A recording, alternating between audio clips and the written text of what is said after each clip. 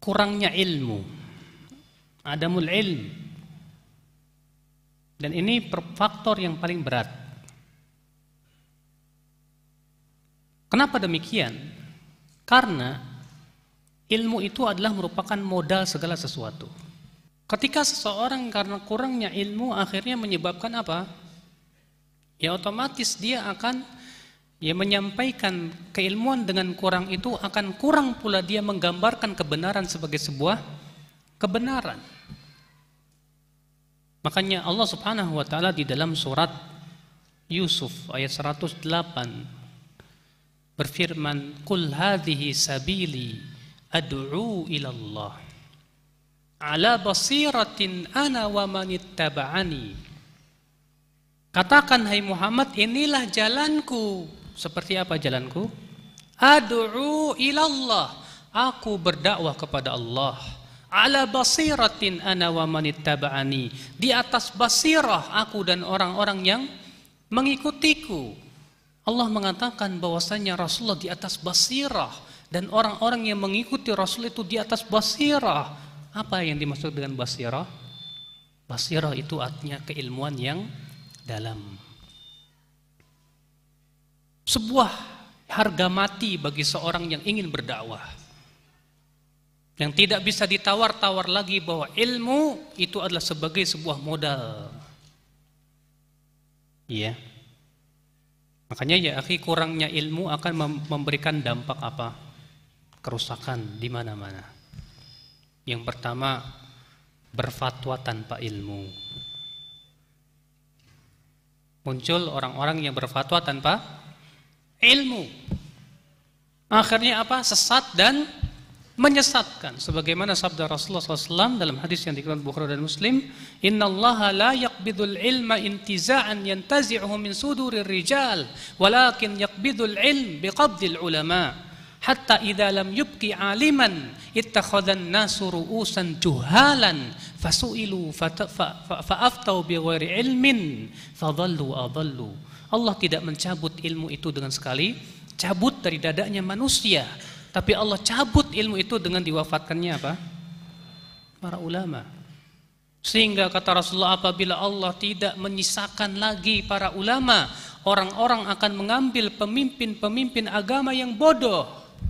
Mereka ditanya, mereka berfatwa tanpa ilmu, mereka sesat dan menyesatkan. Ya akhal Islam, azani Allah wa iyyakum. Padahal ya, fatwa atau berkata dengan tanpa ilmu itu Pak, tonggak kesesatan.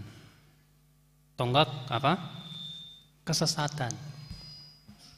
Syekh Muhammad bin Abdul Wahhab dalam kitab beliau Masail Jahiliyah, ketika menyebutkan tentang perangai atau perilaku jahiliyah, beliau mengatakan diantaranya al-qaul 'ala Allahi bighairi ilm fahuwa umdatud dhalal.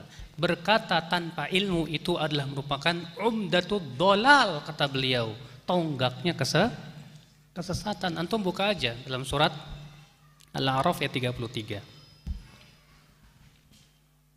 Allah berfirman apa? Qul hadhihi sabili ad'u ila Allah ala basiratin ana wa man ittaba'ani wa subhanallahi wa ma ana minal musyrikin. Qul innama harrama rabbiyal fawahisha ma dhahara minha wa ma batan wal ithma wal baghya bighairil haqqi wa an tusyriku billahi ma lam yunazzil bihi sultana wa an taqulu 'ala Allahi ma la ta'lamun. Katakan hai Muhammad, sesungguhnya yang diharamkan oleh Allah itu fahisyah dan dosa, dan berbuat zalim dengan tanpa hak, dan berbuat syirik. Tuh lihat, kata Ibnu Qayyim di sini Allah memulai dari yang kecil dulu. Yang pertama apa? Fahisyah dan dosa. Naik, berbuat zalim di muka bumi dengan tanpa hak. Naik lagi apa? Syirik. Antum tahu kan dosa yang paling besar syirik? Tapi ternyata Allah tidak menutup ayat itu dengan syirik, Pak. Allah menutup ayat itu dengan firman-Nya apa? Wa antaqulu 'ala Allahi ma la ta'lamun. Kamu berkata atas Allah dengan tanpa ilmu. Ya. Berapa banyak kesesatan muncul akibat berkata tanpa ilmu. Berapa banyak bid'ah, khurafat dan yang lainnya muncul akibat apa? Berkata tanpa ilmu. Akhal Islam azanillah wa iyyakum. Nah, akhal Islam azanillah wa iyyakum. Jadi ya, kalau orang yang kurang ilmu, Pak, akibat hal tersebut dengan sebatas semangat saja. Makanya kata Syekh Utsaimin apa? Al-awatif al-awasif. Ya, semangat saja itu seperti angin ribut. Semuanya jadi rusak. Nah ini ya khal Islam azani. Makanya obatnya apa? Obatnya tiada lain, akhi. Yang pertama, hendaknya kita terus menuntut ilmu Allah Subhanahu wa taala. Iya.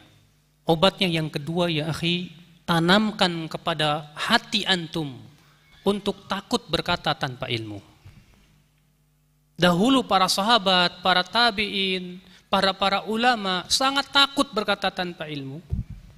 Imam Malik pernah didatangi oleh orang Arab Badawi. Ditanya 10 pertanyaan, ternyata semuanya dijawab oleh Imam Malik, la adri, saya enggak tahu.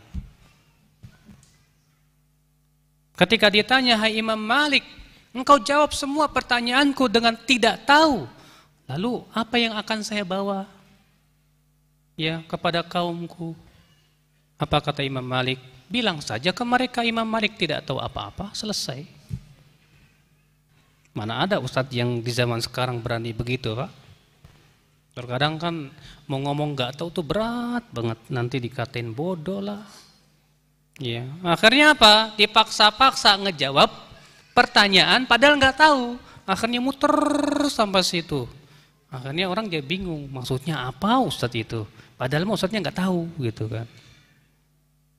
Padahal kan praktis banget ya. Nggak ditanya nggak tahu, ya udah nggak tahu, selesai. Orang mau gimana kayak terserah kan gitu. Iya. Ini obat yang kedua, Pak. Tanamkan kepada diri kita bahwasanya berkata tidak tahu itu adalah keselamatan dari api neraka. Makanya kata para ulama, la adri nisful ilm. Perkataan seseorang saya tidak tahu itu adalah setengah agama, setengah keilmuan seseorang. Iya.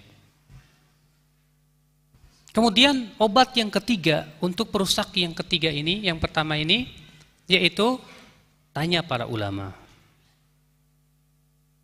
Allah berfirman, fas'alu ahla dzikri in kuntum la ta'lamun. Tanya oleh kamu ahli dzikr, ahli Al-Qur'an wal hadis, ahli dalam Al-Qur'an dan hadis, tanya kepada mereka.